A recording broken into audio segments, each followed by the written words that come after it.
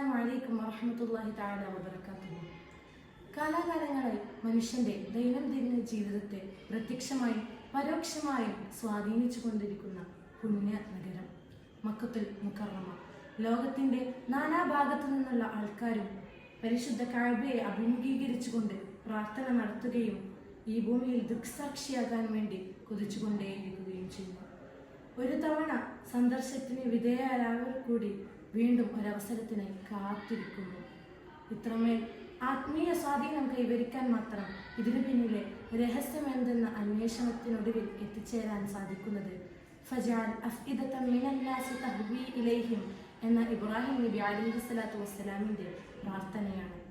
മനുഷ്യരിൽ ചിലരുടെ മനസ്സുകളെ നീ ഇതിലേക്ക് ചായ്വുള്ളതാക്കണേ എന്ന ഇബ്രാഹിം നബിയുടെ ദുആ ആണ് ഇന്ന് കാണുന്ന ഓരോ മുസൽമാന്റെയും ഉള്ളിലുള്ള അടങ്ങാത്ത ഹുബ്ബിന് നിദാനം എന്ന് തന്നെ പറയാം. ആദരവായ മുത്തു മുഹമ്മദ് മുസ്തഫ സല്ലല്ലാഹു അലൈഹി വസല്ലമ തങ്ങളുടെ ജന്മസ്ഥാനമായി അല്ലാഹു സുബ്ഹാനഹു വ തആല തിരഞ്ഞെടുത്തതും ഈ പവിത്ര ഭൂമിയെ തന്നെ. ലാ ഉഖ്സിമു ബിഹാദൽ ബലദ് എന്ന് അല്ലാഹു സുബ്ഹാനഹു വ തആല സത്യം ചെയ്ത് പറഞ്ഞ ആ മഹത് വചനത്തെക്കാൾ ഈ ഭൂമിയുടെ പവിത്രതയോടെ മറ്റെന്തിനും ആവശ്യമില്ല. പ്രപഞ്ചത്തിന്റെ തന്നെ കേന്ദ്രം പരിശുദ്ധ കഅബയാണ് എന്ന 16-ാം നൂറ്റാണ്ടിൽ ജീവിച്ച ഭൂമിശാസ്ത്രജ്ഞനായ അഹമ്മദ് ഷറഫി പരിശുദ്ധ കഅബ പ്രപഞ്ചത്തിന്റെ കേന്ദ്രം എന്ന് ചിത്രീകരിക്കുന്ന ഒരു ചിത്രീകരണം തയ്യാറാക്കിയിട്ടുണ്ട്. ചരിത്രത്തിൽ നമ്മൾക്ക് നോക്കാൻ സാധിക്കുകയാണെങ്കിൽ 12 തവണയോളം അതായത് മലക്കുകളിൽ നിന്ന് തുടങ്ങി 12 തവണയോളം പരിശുദ്ധ കഅബയെ പുനർനിർമ്മിച്ചിട്ടുണ്ട്. പരിശുദ്ധ കഅബ നിർമ്മാണ വേളയിൽ ഇബ്രാഹിം നബി അലൈഹി സ്വലാത്തു വസ്സലാമും അതുപോലെ തന്നെ മകൻ ഇസ്മായിൽ നബിയും റബ്ബന തഖബ്ബൽ മിന്ന എന്ന് തുടങ്ങുന്ന നാം ഇന്നും നിത്യമാക്കുന്ന ദുആ ആ സമയത്ത് ദുആ ചെയ്തതാണ്. പരിശുദ്ധ കഅബയെ ആവരണം ചെയ്തിരിക്കുന്ന ഈ കറുപ്പും അതുപോലെ സ്വർണ്ണ നിറവും കൂടിക്കലർന്ന ഈ ആവരണം ഖിസ്വ എന്ന പേരിലാണ് അറിയപ്പെടുന്നത്. കഅബയുടെ വാതിലിന് ബാബു തൗബ എന്ന പേരിൽ അറിയപ്പെടുന്നു. നമുക്ക് ഏവർക്കും അറിയുന്ന ഒന്ന് മുത്താൻ ആഗ്രഹിക്കുന്ന ഹജറുൽ അസ്വദാണിത്. ഹജറുൽ അസ്വദിന്റെയും ബാബു തൗബയുടെയും ഇടയിൽ 2 മീറ്ററോളം അകലത്തിലുള്ള ഈ സ്ഥലത്തെ മുൽത്തസിം എന്ന് പറയുന്നു. ഇവിടെ വെച്ചുള്ള ദുആക്ക് ഏറെ പ്രതിഫലമുണ്ട്, ഇജാബത്തിനും കാരണമാണ്. അത് മാത്രമല്ല ആദരവായ മുത്തു മുഹമ്മദ് മുസ്തഫ സല്ലല്ലാഹു അലൈഹി വസല്ലമ തങ്ങൾ കൈയും കവിളും ചേർത്ത് വെച്ചതായിട്ടും പണ്ഡിതന്മാർ രേഖപ്പെടുത്തുന്നു. അടിയിൽ കാണുന്ന ഈ ഭിത്തി ഷാദർവാൻ എന്ന പേരിൽ അറിയപ്പെടുന്നു. സൈഡിലായി കാണുന്ന ഈ സ്വർണ്ണപ്പാത്തി അഥവാ മീസാബ് ജലം ഒഴുകിപ്പോവാനുള്ള മഴവെള്ളം ഒഴുകിപ്പോവാനുള്ള സംവിധാനമാണിത്. കഅബയുടെ അകത്തായി മരം കൊണ്ട് നിർമ്മിച്ചിട്ടുള്ള 3 വലിയ തൂണുകളുണ്ട്. ആദരവായ മുത്തു മുഹമ്മദ് മുസ്തഫ സല്ലല്ലാഹു അലൈഹി വസല്ലമ തങ്ങൾ കഅബക്കകം വെച്ച് നിസ്കരിച്ചിട്ടുണ്ട്. കഅബക്കകത്തുള്ള നിസ്കാരത്തിന് പ്രതിഫലമുണ്ട്. നാനാഭാഗത്തു നിന്നുമുള്ള ആൾക്കാരുടെ ഖിബിലയായി തെരഞ്ഞെടുക്കപ്പെട്ടത് പരിശുദ്ധ കഅബയാണെങ്കിൽ പരിശുദ്ധ കഅബക്കകത്ത് വെച്ച് നിസ്കരിക്കുന്ന നിസ്കാരത്തിന്റെ ഖിബില ഏതായിരിക്കും എന്ന ചോദ്യത്തിന് വളരെയധികം പ്രസക്തിയുണ്ട്. എന്നാൽ കഅബക്കകത്ത് വെച്ച് ഏത് ഭാഗത്തു നിന്നും തിരിഞ്ഞ് നിസ്കരിക്കാവുന്നതാണ്. കഅബക്കകത്ത് തൊട്ടടുത്തായി കാണുന്ന ഹിജർ ഇസ്മായിൽ, ഈ ഹിജർ ഇസ്മായിലിന്റെ അകവും പരിശുദ്ധ കഅബയുടെ അതിർത്തിയിൽപ്പെട്ടതാണ്. കഅബ നിർമ്മാണ സമയത്ത് ഹലാലായ പണം തികയാതെ വന്നപ്പോൾ ആ സ്ഥലം ഒഴിച്ചിട്ടതാണ്. പരിശുദ്ധ കഅബയുടെ അതേ പ്രതിഫലമാണ് ഇതിനുള്ളത്. അതിനാൽ തന്നെ ത്വാഫ് ചെയ്യുന്ന സമയത്ത് ഇതിനുള്ളിൽ പ്രവേശിക്കാനില്ല. ആദരവായ മുത്തു മുഹമ്മദ് മുസ്തഫ സല്ലല്ലാഹു അലൈഹി വസല്ലമ തങ്ങളോട് ആയിഷ ബീബി റളിയല്ലാഹു അൻഹ ചോദിക്കുകയാണ് കഅബക്കകത്ത് വെച്ച് നിസ്കരിക്കാൻ. ആ സമയം നബി സല്ലല്ലാഹു അലൈഹി വസല്ലമ തങ്ങൾ ആയിഷ ബീബിയോട് ഹിജർ ഇസ്മായിലിന്റെ അകത്ത് വെച്ച് നിസ്കരിക്കാൻ കൽപ്പിച്ചു. അതിൽ നിന്ന് തന്നെ ഇതിന്റെ പവിത്രതയെ നമുക്ക് മനസ്സിലാക്കാൻ സാധിക്കുന്നതാണ്. ഇബ്രാഹിം നബി അലൈഹി സ്വലാത്തു വസ്സലാം ആവശ്യാത്ത മരുഭൂമിയിൽ നിന്ന് വിട്ടുപോയപ്പോൾ ഹാജറ ബീബിയെയും മകൻ ഇസ്മായിൽ നബിയെയും ഒഴിച്ചിട്ട് പോയ ഈ സ്ഥലം അതേപോലെ തന്നെ അറാഖിന്റെ പന്തലും ഉണ്ടെന്നും അറിയപ്പെടുന്നു. പിന്നീട് നമുക്ക് കാണാൻ സാധിക്കുന്ന ഈ ഒരു മക്കാം ഇബ്രാഹിം, കഅബ നിർമ്മാണ വേളയിൽ ഇബ്രാഹിം നബി അലൈഹി സ്വലാത്തു വസ്സലാം കയറി നിന്ന കല്ലിനെ ഇതിൻ്റെ ഉള്ളിൽ സൂക്ഷിച്ചു വെച്ചിരിക്കുന്നു. ഹജറുൽ അസ്വദ് തൊട്ടുമുത്തുന്നത് പോലെ മക്കാം ഇബ്രാഹിം തൊട്ടുമുത്തുന്നതിൽ സുന്നത്തില്ല. എന്നാൽ ഇതിനുള്ളിലുള്ള ആ പാദം ആദരവായ മുത്തു മുഹമ്മദ് മുസ്തഫ സ്വല്ലല്ലാഹു അലൈഹി വസല്ലം തങ്ങളെയും നമ്മളെ ഓർമ്മപ്പെടുത്തുന്നു. കാരണം എന്തെന്ന് വെച്ചാൽ റിപ്പോർട്ടുകളിൽ നമുക്ക് കാണാൻ സാധിക്കുന്നതാണ്, ആദരവായ മുത്തു മുഹമ്മദ് മുസ്തഫ സ്വല്ലല്ലാഹു അലൈഹി വസല്ലം തങ്ങളുടെ കാൽപാദത്തിന് സദൃശ്യമാണ് ഇബ്രാഹിം നബി അലൈഹി സ്വലാത്തു വസ്സലാമിൻ്റെ കാൽപാദം എന്നുള്ളത്. മഖാം ഇബ്രാഹിമിൻ്റെ പിന്നിൽ വെച്ച് 2 റക്അത്ത് നിസ്കരിക്കൽ സുന്നത്തുണ്ട്. പിന്നെ സംസം വെള്ളം, ചരിത്രം ഓതുന്ന എല്ലാവർക്കും സുപരിചിതമായ ചരിത്രങ്ങൾ ഉറഞ്ഞു കിടക്കുന്ന ഒരു സ്ഥലമാണ് സംസം. ഹജറ ബീവി മകൻ ഇസ്മായിൽ നബി അലൈഹി സ്വലാത്തു വസ്സലാം ജലാവശ്യാർത്ഥം കരഞ്ഞപ്പോൾ പൊട്ടിപ്പുറപ്പെട്ട ഉറവയാണ് സംസം വെള്ളം. ഗവേഷകന്മാർ കുറേ ഗവേഷണങ്ങൾ ഇതിനു വേണ്ടി ചെയ്തിട്ടുണ്ട്. സംസമിൻ്റെ വെള്ളത്തിൽ വളരെയധികം ഉപ്പിൻ്റെ അംശങ്ങൾ അടങ്ങിയിരിക്കുന്നു. എന്നിട്ടും ആ ജലത്തിൻ്റെ രുചിയിൽ ആ ഒരു ഉപ്പും രുചിക്കുന്നതായിട്ട് നമുക്ക് അനുഭവപ്പെടുന്നില്ല. അത്രയും ശുദ്ധമായ വെള്ളമാണ് സംസം. ഈ സന്ദർഭത്തിൽ വാഖിഅ സൂറത്തിൽ നാം എന്നും ഓതുന്ന ഒരു ആയത്തിനെ ഞാൻ ഓർക്കുന്നു. ബിസ്മില്ലാഹിർ റഹ്മാനിർ റഹീം. അഫറഅയ്തുമുൽ മാഅ അല്ലദീ തശ്റബൂൻ അഅൻതും അൻസൽതുമൂഹു മിനൽ മുസ്നി അം നഹ്നുൽ മുൻസിലൂൻ ലൗ നശാഉ ജഅൽനാഹു ഉജാജൻ ഫലൗലാ തഷ്കുറൂൻ. എന്നും നന്ദി അർഹിക്കപ്പെടുന്ന, എന്നും നന്ദി വിളിച്ചോതുന്ന സംസമിൻ്റെ അടങ്ങാത്ത ചരിത്രമുള്ള ഈ സ്ഥലം, സംസം വെള്ളത്തിൽ കുളിക്കലും എല്ലാം സുന്നത്തുണ്ട്. പിന്നെ നമുക്ക് കാണാൻ സാധിക്കുന്നത് സൊഫാ മർവയാണ്. സൊഫാ മർവ ഈ സംസം ഉറവ് പൊട്ടുന്നതിന് മുന്നേ വെള്ളത്തിനായിട്ട് ഇസ്മായിൽ നബി അലൈഹി സ്വലാത്തു വസ്സലാം കരഞ്ഞപ്പോൾ ഹാജറ ബീബി ഓടി നടന്ന സ്ഥലമാണ്, കുന്നുകളാണ് സൊഫയും മർവയും. മർവയേക്കാൾ സൊഫയ്ക്ക് എന്താണ് സ്ഥാനമുള്ളത്? അല്ലെങ്കിൽ മർവ സൊഫ എന്ന് പറയാതെ നമ്മൾ എപ്പോഴും സൊഫ മർവ അങ്ങനെ പറയാനുള്ള കാരണം എന്താണ്?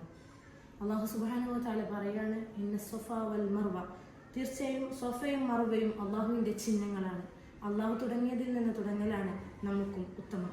അതുമാത്രമല്ല, നബി സല്ലല്ലാഹു അലൈഹി വസല്ലം തങ്ങളോട് വഹി പ്രകാരം ഒരു കൽപ്പന അറിയിക്കാൻ പറഞ്ഞപ്പോൾ നബി സല്ലല്ലാഹു അലൈഹി വസല്ലം കയറി നിന്നതും സൊഫയിലാണ്. ഇതുകൊണ്ട് തന്നെ സൊഫയിൽ നിന്ന് ആരംഭിക്കലാണ് നല്ലത്.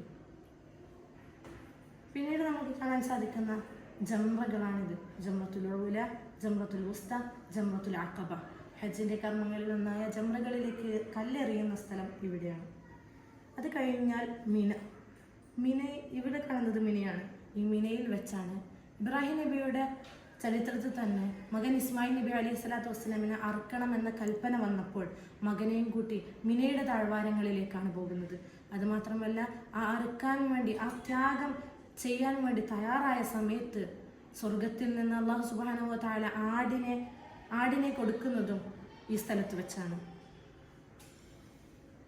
അതിനുശേഷം മസ്ജിദ് ഖൈഫിൽ വെച്ചാണ് മിനയിൽ പോയ ആൾക്കാർക്ക് നിസ്കാരം നിർവഹിക്കുന്നത്.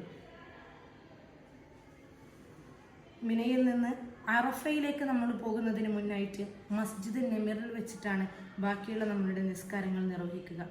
അറഫ, എന്തുകൊണ്ട് അറഫയ്ക്ക് അറഫ എന്നുള്ള പേര് വന്നു? ആദം നബിയും ഹവ്വ ബീവിയും സ്വർഗപ്രവേശനത്തിന് ശേഷം സ്വർഗത്തിൽ നിന്ന് ഇറക്കി ഭൂമിയിലേക്ക് ഇറക്കിയപ്പോൾ അവർ പിന്നീട് 2 പേരും ഒരുമിച്ചത് അറഫയിലാണ്.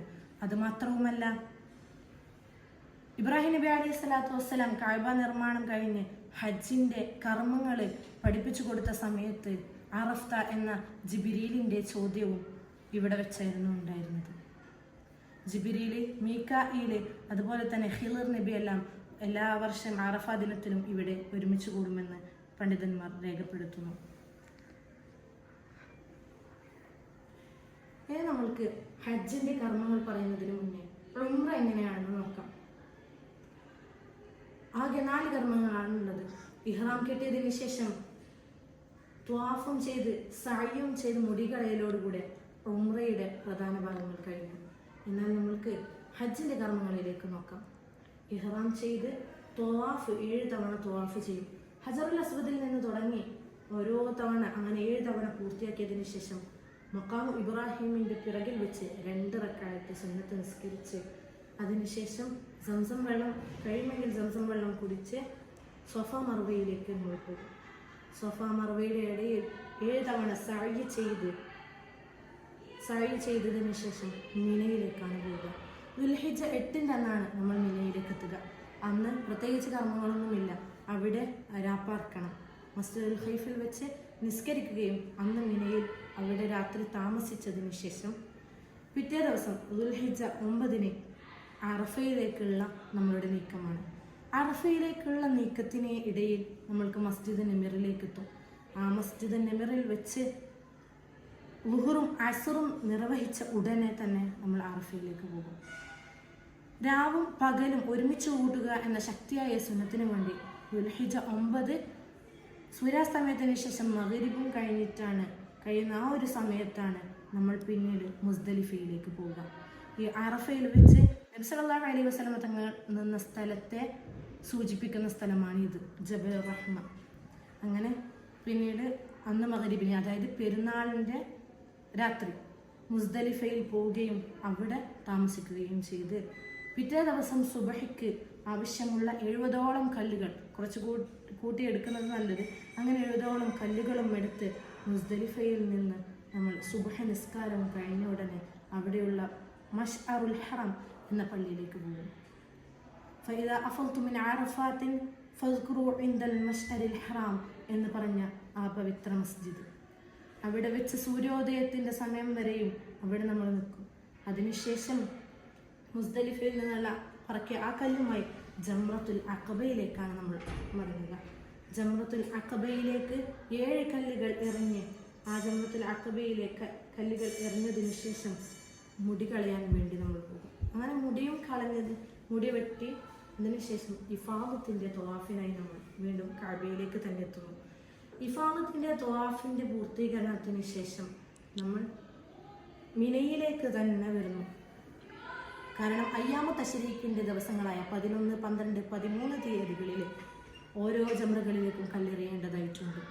അങ്ങനെ മിനയിൽ 3 ദിവസം നിൽക്കുകയും മസ്ജിദുൽ ഖൈഫിൽ വെച്ച് നിസ്കാരം നിലനിർത്തുകയും ഓരോ ദിവസവും ഉച്ചയ്ക്ക് ശേഷമായിട്ട് 1ാമത്തെ ദിവസം ജംറത്തുൽ ഊല, ഉസ്ത, അഖബ ഈ 3ലേക്കും കല്ലെറിയണം. അങ്ങനെ 3 ദിവസം ചെയ്തതിന് ശേഷം ആ മിനയിൽ നമ്മൾ എത്തിപ്പെട്ടതായ സമയത്ത് നമ്മൾ ബലിയർക്കേണ്ടവർക്ക് മിനയിൽ സൗകര്യങ്ങളുണ്ട്.